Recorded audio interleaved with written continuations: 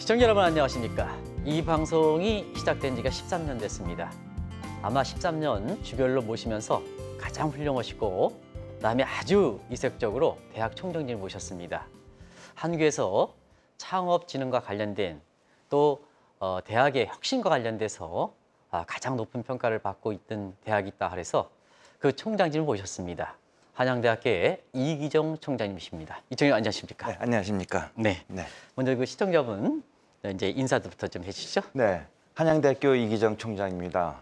이렇게 한국경제TV 혁신성장 코리아에 초대해 주셔서 대단한 영광으로 생각하고 있습니다. 오늘 저는 이 자리에서 우리나라 대한민국이 대학 여러 고등교육기관 특히 대학이 어떻게 대한민국의 혁신 성장에 이바지하고 있는가 하는 점에 대해서 시청자 여러분들과 이야기를 나눠보도록 하겠습니다. 네, 많은 기록을 갖고 계시더라고요. 총장 취임하신 지 1년 되셨죠? 네. 취임 1년 네. 좀 해골 좀 해주시죠. 아시다시피 우리 대학교는 이공계 중심 대학입니다. 올해 네네. 85주년의 역사를 가지고 있습니다. 지난 1년을 한번 회고해 보면은 네. 뭐 여러 가지 일이 있었지만은 저는 기본적으로 대학은 교육기관이다 이렇게 생각을 하고 있었습니다. 네.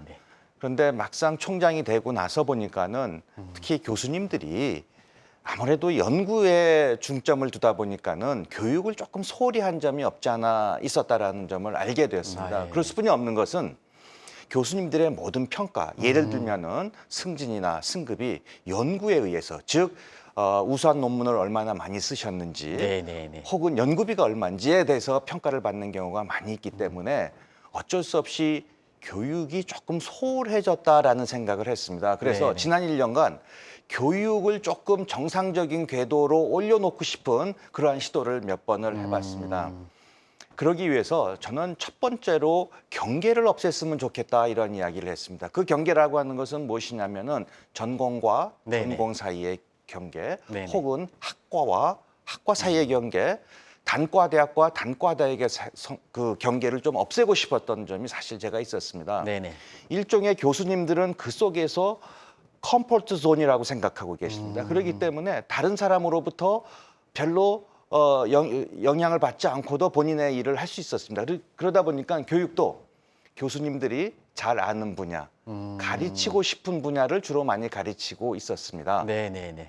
그렇지만은 우리 학생들을 생각하면은 저는 마켓 스마트한, 즉 네네. 시장이 원하는 인재를 길러내야 된다라는 생각을 하고 있었습니다. 네네. 그래서 그러기 위해서는 학과 간의 경계, 전공 간의 경계를 좀 없앴으면 좋겠다라고 이야기를 했는데, 없앤다라는 말이 또 상당히 이것이 도전적이고 혁신적이기 네네네. 때문에 말을 바꿨습니다. 경계를 흐리자. 네. 네네. 그래서 이 경계를 흐리자라고 하는 것을 조금 어떻게 인문학적인 용어를 한번 좀 고민을 해봤습니다. 그랬더니 굉장히 재밌는 단어가 나왔습니다. 네네. 스푸마토, SFUMATO. 네네네. 미술 용어입니다, 이것이요. 네네. 다빈치가 모나리자 작품을 만들 때 썼던 용법인데, 네네. 어떻게 보면은 번짐 기법이라 그럴까? 그러니까는 그게 경계가 있는 듯 하면서도 경계가 없는 것 같기도 한 그러한 미술의 그 기법을 네네. 스푸마토라 그래서 이 단어 참 좋은 단어다 이런 생각을 했습니다. 그래서 경계를 좀 없애면은 그 안에서 좀 다양한 융합 전공이 가능하다 이렇게 생각을 했습니다. 그래서 이것을 제도적으로 하자 그래서 내년부터는 네네. 서울 캠퍼스는 250명, 네네. 에리카 캠퍼스는 500명의 무전공의 학생을 뽑기로 했습니다. 네네네. 그래가지고 그 학생들이 전공에 국한되지 않고 네. 다양한 경험을 좀 해보고, 그래서 2학년 돼 갖고 자기 전공을 선택할 수도 있고, 네네. 3학년 때 선택할 수도 있고, 심지어 4학년 때 전공을 택할 수도 있고, 어떤 학생들은 전공 선택 없이 졸업도 할 수 있는 그러한 교육 프로그램을 내년부터 실시할 계획으로 있습니다. 네. 근데 이건 어떻게 보면 형식이라고 생각하면은 우리가 교육 방식에 있어서도 이제 변화가 좀 있었으면 좋겠다라는 생각을 해봤습니다. 네네네. 대부분의 교육은 어떻게 됐냐면은 교수가 문제를 내면은 학생은 정답을 찾는 방법이었습니다. 네네. 근데 지난해에 교육공학과에 교수님이 한 번 저를 찾아왔습니다. 총장님, 제가 이번에 학기말고사 굉장히 시험을 한번 혁신적으로 내봤어요. 네네. 어떤 시험 문제를 냈는데요? 이번에 시험 문제는 문제를 낸 것이 아니라 이번 학기에 내가 가르친 내용 중에서 중요한 순서로 5개의 질문을 만들라라는 시험 문제를 냈다 그럽니다. 오히려요? 오히려 질문으로 네네네. 만들라. 그래서 학생이 낸 질문들을 보니까는 너무너무 교수로서 감동을 받았다라고 얘기합니다. 네네네. 그래서 요즘에 뭐 우리 위원님들도 많이 저기 하시겠지만은 챗GPT 사용하고 있지 그렇습니다. 않습니까? GPT도 질문을 어떻게 하느냐에 따라서 답이 좋아질 수도 있고 나빠질 수도 있지 않습니까? 그렇습니다. 네네. 그래서 굉장히 좋은 교육 방식이라고 생각해서 지난 2학기에 우리가 어떤 걸 했냐면은 에스크톤이라고 했습니다. 네네. 에스크톤이라 그래가지고 쉽게 얘기하면은 문제아를 찾습니다라는 프로젝트를 했습니다. 그래서 그래서 문제 좀 말씀해 주시죠. 네네. 문제아라고 하는 것이 두 가지 의미가 있을 수 있겠죠. 그죠? 네네. 우리가 생각하는 정말 문제가 있는 아이도 있을 수 있겠지만은 문제를 잘 만들어내는 조금 창의적인 인물도 있을 수 있다. 그래서 네네네. 문제아를 찾습니다 해가지고 전교생들에게 네. 그리고 교직원들에게 어떠한 질문도 한번 해보자라고 해가지고 질문 내용을 포스트잇으로 여기도 붙이고 저기도 붙이고 해가지고 우리가 그 질문을 모았습니다. 그래서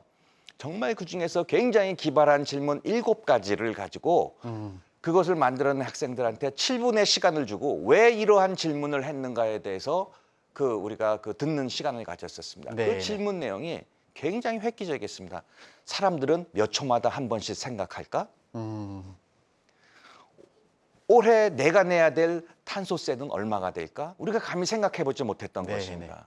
그 심사위원들이 외부에서 많이 오셨는데요. 저 학생들 꼭 졸업하면은 우리 회사 취업시켜야겠다라는 이야기를 많이 하고 있습니다. 네네. 이런 식으로 해서 형식과 내용에 있어서 교육 혁신을 지난 해에 많이 했고 올해는 그것에 열매를 좀 맺고 싶은 생각을 가지고 있습니다. 네네. 저는 정말 질문을 내면화할 수 있는 능력이 저는 그것의 교육의 경쟁력이라고 생각하고 있기 때문에 그런 생각을 해봤습니다. 네.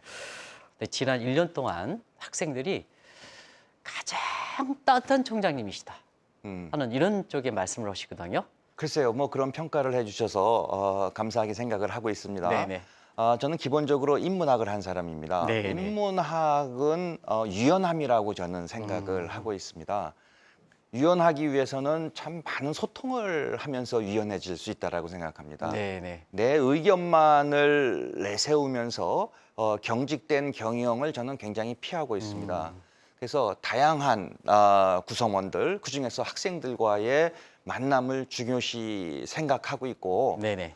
또 뭐 어깨도 한번 두들겨주고 같이 그 셀카도 찍기도 하고 네네네. 뭐 총장 넷컷 이런 것도 만들어서 하다 보니까는 그런 평가를 받지 않았나 싶습니다. 네네. 저는 기본적으로는 구성원이 행복한 대학이 돼야 되겠다. 그것이 가장 중요하게 생각을 하고 있습니다. 아무리 훌륭한 조직이라도 구성원이 마음이 떠나 있으면은 그 조직은 건강하지 않다라고 생각합니다. 네네. 그러면 대학을 이루고 있는 구성원, 교수, 직원, 학생들이 정말로 행복할 때 저는 그 학교의 경영이 쉬워질 수 있다라고 생각을 하고 있고 네네. 또 훨씬 건강하다고 생각하기 때문에 그런 쪽으로 신경을 좀 많이 쓰고 있는 건 사실인 것 같습니다. 네. 또 영문학 교수님이시고 그래서 그러셨는데 국제화를 상당히 강조하고 계시더라고요. 네. 거기에 대해서 좀 말씀해 주시기 바랍니다. 1992년도에 네네. 한양대학교 교수가 된 이후에 이른 나이에 보직을 맡게 되었습니다. 네네. 그래서 국제화 쪽으로 계속 보직을 하게 되었는데 1999년도가 우리 한양대학교 개교 60주년 되는 해였습니다. 네네네. 그때 보직자들이 모여서 당시 총장님과 함께 앞으로 21세기에 과연 한양대학교의 먹거리는 무엇이 될까라고 하는 상당히 심도 있는 토론을 오랫동안 우리가 했었습니다. 네네. 그리고 만들어낸 키워드가 두 가지가 있었습니다. 산학협력과 네네. 국제화였습니다. 아. 그래서 에리카 캠퍼스는 산학협력으로 우리가 발전시키기로 하고 네네. 서울 캠퍼스는 국제화 쪽으로 이렇게 우리가 방향을 잡았습니다. 그래서 2003년도를 네네. 한양대학교 국제화 원년회로 삼았었습니다. 2003년. 네. 근데 제가 국제협력실장을 맡고 있었을 시절이었는데 네네네. 당시 국제라고 하면은 서울에 있는 그냥 몇 개 대학교가 독점하고 있던 시절이었습니다. 네네. 그런데 우리 당시 총장님과 또 그 리더십에서 국제화가 우리 한양대학교의 앞으로의 먹거리다라고 이렇게 생각을 했습니다. 그래서 학교에 가용할 수 있는 많은 자원들을 국제화에 투자를 했습니다. 아. 그래서 지금은 한양대학교의 서울 캠퍼스와 에리카 캠퍼스를 합해서 14,000명의 외국인 유학생이 공부를 하고 있습니다. 14,000명이나. 14,000명이나. 고등학생들이 가끔 미리 가본 대학이라 그래서 학교 캠퍼스를 방문하는 경우가 많습니다. 그 학생들한테 물어봅니다. 학교에 와서 제일 인상적인 게 뭐야? 하고 물어보면은 한결같이 얘기하는 것이 왜 이렇게 외국인이 많아요? 라고 하는 이야기를 많이 하고 있습니다. 네, 네. 물론 중국 사람이나 이런 아이들이 있으면은 한국 사람인지 외국 사람인지 구별이 안 되지만은 유럽 학생들이 굉장히 많이 있습니다. 우리는. 네, 네, 네. 그렇기 때문에 굉장히 국제화된 캠퍼스다 이러한 이야기들을 이제 많이 하고 있습니다. 그런데 단기간에 이렇게 많은 유학생들이 오다 보니까는 사실 문제가 없는 건 아닙니다. 교수님들의 입장에서는 네, 네. 영어도 못하고 한국어도 못하는 아이들을 왜 이렇게 뽑아서 강의하기 힘들게 만듭니까? 라는 이야기도 하고 있습니다. 네, 네, 네. 학업 능력도 다 그렇지는 않지만 일부는 한국 학생들하고 비교해가지고 조금 떨어질 수도 있습니다. 네, 네. 제가 그때마다 설득합니다. 교수님, 공부 잘하는 아이를 가르치는 것만이 교육입니까? 저는 변화시키는 게 교육이라고 생각합니다. 그 학생들이 한국에 와서 변화돼서 모국에 가면은 앞으로 우리 한양대학, 더 크게는 우리 대한민국 위해서 얼마나 기여를 할 것 같습니까? 저는 그거 확신합니다. 라고 이런 네네. 얘기를 많이 합니다. 저는 그것을 실질적으로 정말로 감동받은 적이 지난해에 상해를 방문할 때였습니다. 네, 네. 지난해 제가 상해를 방문해갖고 처음으로 중국 유학생들, 졸업생들, 한양대학교 졸업한 중국 유학생들 네네. 200명이 모여가지고 동문회를 결성을 했습니다. 중국 내에서? 중국에서. 네, 네, 네. 200여 명이 중국 각지에서 왔습니다. 네, 네. 그리고 온 학생들이 나름 또 기부금을 또 걷어갖고 학교에다가 주기도 하고 더 감동적인 것은 제가 들어본 한양대학교 교과, 네, 네. 중국 학생들이 상해에서 부르는 그 교과만큼 감동적이 없었습니다. 네, 네. 저는 그것이 이 외국인 유학생들이 줄 수 있는 정말 우리 한양대학교의 그 무형의 가치라고 저는 생각을 하고 있습니다. 또한 동시에 양적으로는 이제 팽창을 했는데 질적으로도 이제 국제화가 좀 이루어졌으면 좋겠다. 그럼 과연 질적인 국제화는 뭘까? 역시 우리 대학과 같이 연구 중심 대학에서는 연구의 국제화가 됐으면 좋겠다라고 네, 네. 생각을 하고 있습니다. 그래서 제가 지난해 무엇을 조사해 보았냐면은 대학원에 재학 중인 외국인 유학생이 네, 네. 한양대학교 연구력에 얼마만큼 기여할까 하는 것을 조사해 보았습니다. 중요한. 그럼요. 네, 네. 제가 생각했던 것보다 훨씬 깜짝 놀랄 만한 수치가 나왔습니다. 네, 네. 에리카 캠퍼스는 약 30%의 연구력이 외국인 유학생으로부터 나오고 있습니다. 30%네요. 네, 네. 서울 캠퍼스는 약 22%가 외국인 유학생으로부터 나오고 있습니다. 더 놀라운 거는 그 외국인 유학생이 쓴 논문의 퀄리티가 네. 우리가 Q1 저널이라고 하는 것이 네, 있습니다. 네, 네. 논문 중에서 상위 25% 안에 들어가는 상당히 임팩트가 있는 논문들을 70%를 쓰고 있습니다. 네, 네. 그래서 이것은 틀림없이 국제화라고 하는 것이 지금 한양대학교가 오늘의 위상을 얻는데 큰 역할을 했구나라고 생각을 하고 있습니다. 다른 대학들도 역시 마찬가지로 우리 한양대학교가 가장 국제화가 잘 된 대학이라고 생각하고 많은 배치마킹을 하고 있습니다. 네, 네, 네. 그래서 저는 이러한 우리의 경험이 한양대학교로 끝나는 것이 아니라 우리나라 다른 대학에도 같이 영향을 미쳐서 함께 발전할 수 있는 그런 기회가 되기를 진심으로 바라고 있습니다. 네. 또 하나 눈에 띄는 대목이 국제와 관련해서 학생들을 미국의 정치인이라든가 인턴 이거 굉장히 높게 네, 평가하더라고요. 네. 어떻게 특별한 계기가 있습니까? 이런 생각을 하셨습니까? 결국은 우리는 글로벌 경쟁력을 가져야지 저는 된다고 생각을 네, 하고 네. 있습니다. 실질적으로 우리나라 5천만 인구 속에서 우리가 무엇을 하더라도 물론 뭐 어느 정도 효과는 낼 수 있지만 결국은 우리는 글로벌 경쟁력을 가져야지 우리가 생존을 더 할 수 있다라고 저는 보고 있습니다. 네, 네, 네. 그러기 위해서는 우리 학생들이 그 많은 해외 경험도 가져야지 된다라고 저는 믿고 있는 것이고, 그런데 이제 이것도 참 제가 격세지감을 느끼는 거다라고 얘기할 수 있는데 초기에 네. 국제화를 할 때 미국 대학을 방문하려 그러면요 오지 말라 그럽니다. 한양대학교가 뭔지 네, 대한민국에 있는 대학 경쟁력에 별로 이렇게 관심을 갖고 있지 않습니다. 네네. 거의 뭐 표현이 적절하지 모르겠습니다만 구걸하다시피 해가지고 그 학교에 방문하게 되고 아직도 그렇습니까? 지금은 아닙니다. 예. 그래서 격세지감이라는 네네네. 얘기를 하는데 며칠 전에 미국 하원 의원들이 네네. 대거 방문했었습니다. 그 코리안 스터디 그룹이라고 네. 이야기를 하는 데가 있는데 그분들이 이제 우리 토론을 하면서 미국 국회에도 우리 인턴들을 많이 받겠다 하는 그런 이야기도 하면서 네네. 또 원하는 것은 뭐냐면 옛날 같으면은 자기네가 인턴을 받겠다 그러면 굉장히 시혜적인 그러한 자세였습니다. 이렇게 베푸는 자세였는데 네네.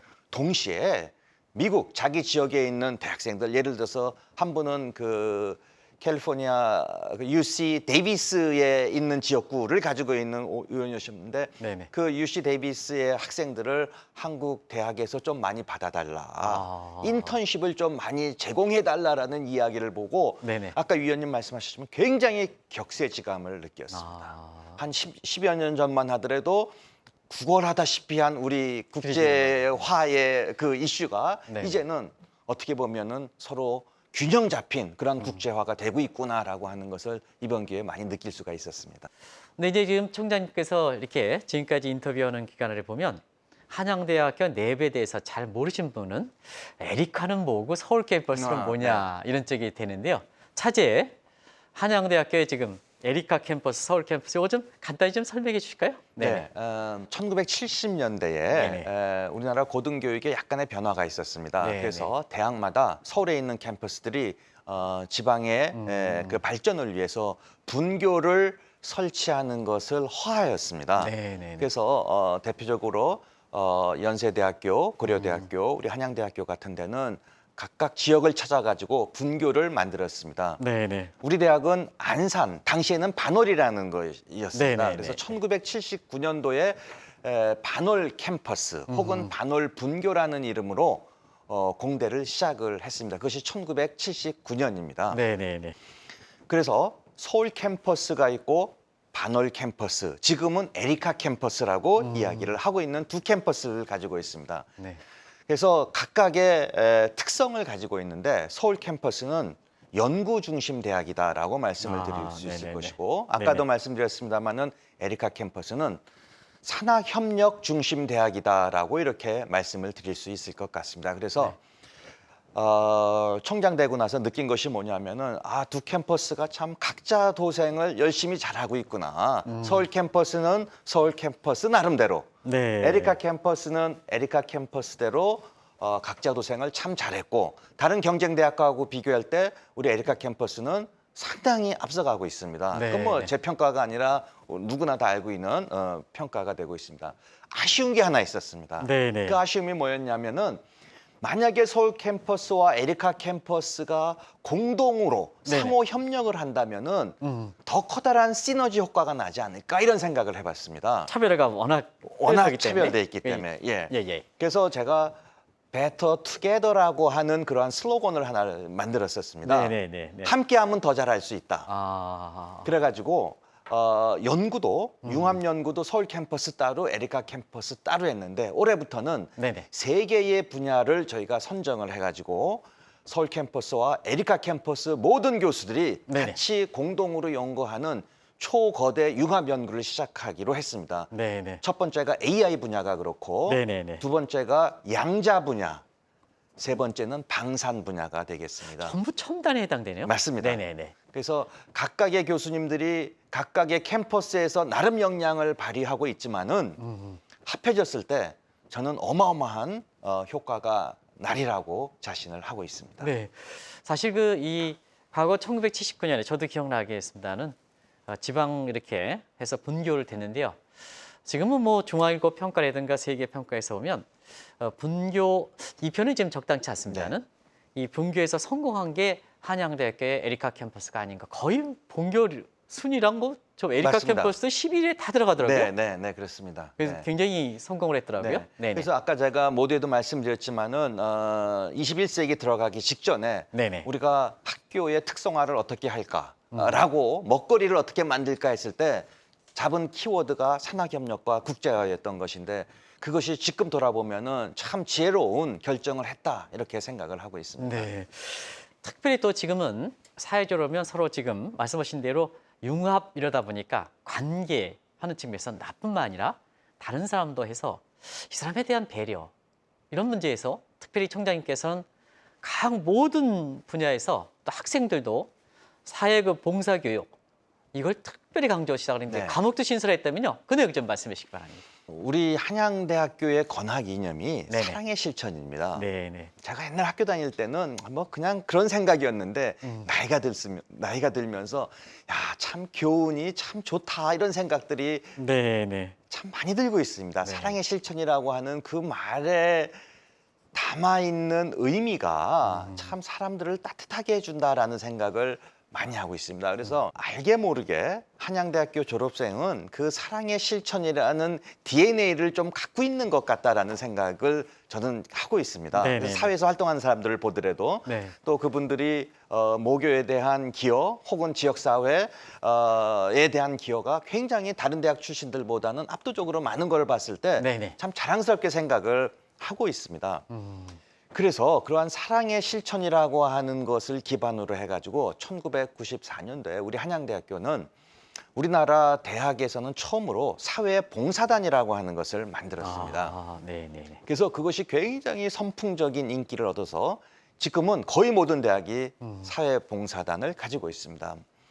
우리 대학은 그래서 지금도 학생들이 졸업하기 위해서는 반드시 사회봉사 1학점을 받고 졸업하게 되어져 있습니다. 의무적으로? 의무적입니다. 네네네. 그런데 놀라운 것은 네네. 1학점을 받고 졸업한 아이들도 물론 있지만은 2학점, 3학점, 한 학기에 네네. 8학점, 매 학기 사회봉사 학기를 택해가지고 8학점을 받고 졸업하는 학생들도 학생 스스로가 선택해서. 그렇습니다. 네네. 1학점만 필수가 되는데 네네. 8학점, 8학기를 계속하는 학생들도 있다는 얘기입니다. 네. 그걸 보면서 느낀 것이 기부도 그러지 않습니까? 네네. 한번 해본 사람이 또 계속 기부를 하게 되는 거와 마찬가지로 봉사라고 하는 것도 한번 해본 사람이 또 계속 봉사를 한다라고 하는 그런 생각을 저는 느꼈습니다. 네네.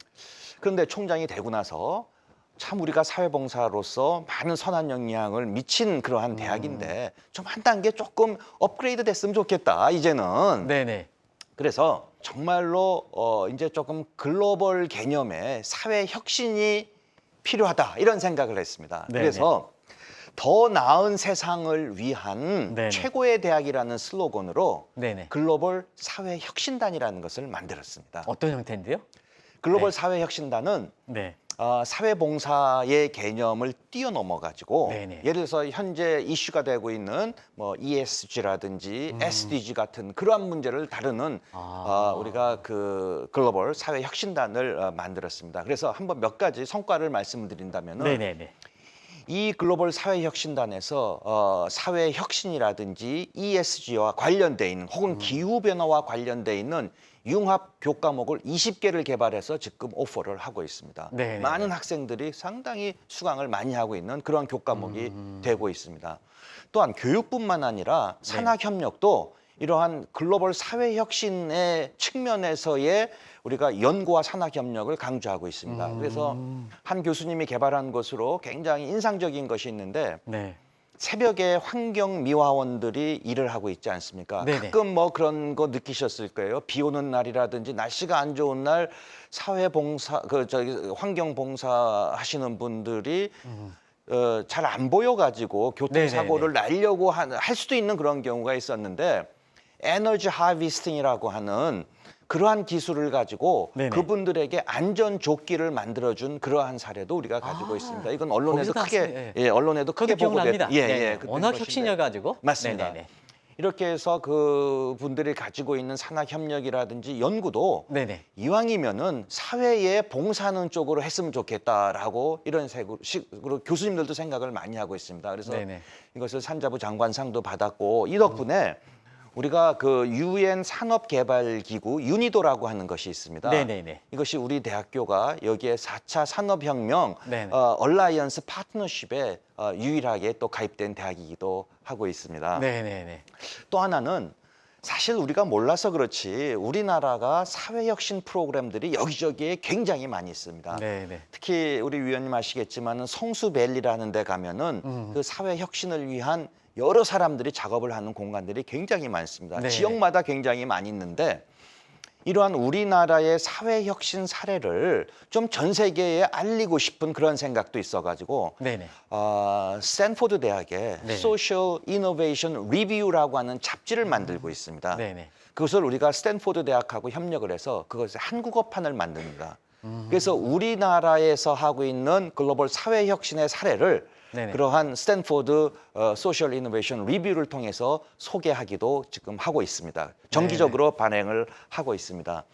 또 재미있는 것은 사회혁신을 우리가 강조하기 위해서는 축제와 같이 재미가 있어야지 잘 저는 네, 된다고 네, 생각합니다. 의무적으로 하는 것이 네. 재미가 있어야 되는데 그래서 저희가 일종의 사회혁신을 위한 페스티벌을 하나 만들었습니다. 그것을 Seventeen Hearts Festival이라고 네, 이야기합니다. 그것은 뭐냐면 17이라는 개념은 어떤 거냐면은 네. 유엔의 SDG가 그게 17개가 있지 않습니까? 네, 네, 네, 거기에서 아, 17을 거기서 따갖고 있군요. 네, 예, 네. Seventeen Hearts Festival이라고 합니다. 그래가지고 사회의 문제를 인식하고 있는 학생들 아니면은 교수님들, 직원 선생님들이 모여서 축제와 같이 문제를 인식하고 그 문제를 해결하는 그러한 장을 마련하고 있습니다. 매년 하고 있는데 아쉽게도 그 코로나로 인해 가지고 저희가 멈추고 있는데 올해 다시 시작할 것이 예정으로 있습니다. 네. 또 굉장히 재미있는 게 하나 있습니다. 홈리스 월드컵이라는 거 혹시 아시나요? 모르겠습니다. 드림이라는 영화 혹시 못 보셨나요? 그게 아, 홈리스 월드컵에 대한 굉장히 감동적인 영화인데 내용을 알려주시죠. 네. 네네. 그것이 올해 19회 하는 겁니다. 월드컵입니다. 축구 대회인데 네네. 홈리스들이 하는 네네. 축구 대회입니다. 전 그런 일도 세계 있으니까. 굉장히 이게 사회 혁신 프로그램입니다. 네네. 예를 들어서 영국에서 지난번에 했을 때는 왕자가 나와가지고 그 프린스가 나와가지고 시축을 하고 네네. 네덜란드에서 할 때는 국왕이 나와서 시축을 할 정도로 굉장히 그 사회적으로 임팩트가 있는 사회 혁신 프로그램이 됩니다. 그래서 네. 올해 19회 대회를 우리 한양대학교에서 유치하고 언제 옵니까? 11월 달에 할 예정입니다. 아, 예, 알겠습니다. 네네. 이것은 주거 빈곤층 사람들에 대한 자립 의지를 또 심어주기도 하면서 동시에 우리가 바라보는 그들에 대한 시각을 좀 고칠 수 있는 그러한 기회가 되리라고 생각을 하고 있습니다.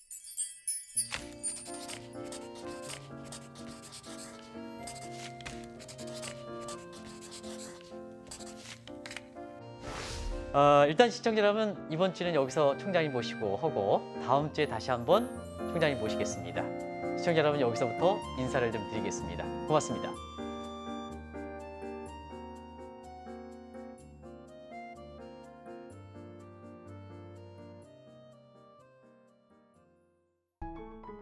계속해서 다양한 경제 이슈를 알고 싶다면 구독과 좋아요, 알림 설정 부탁드립니다. AI 캐스터 권미정이었습니다.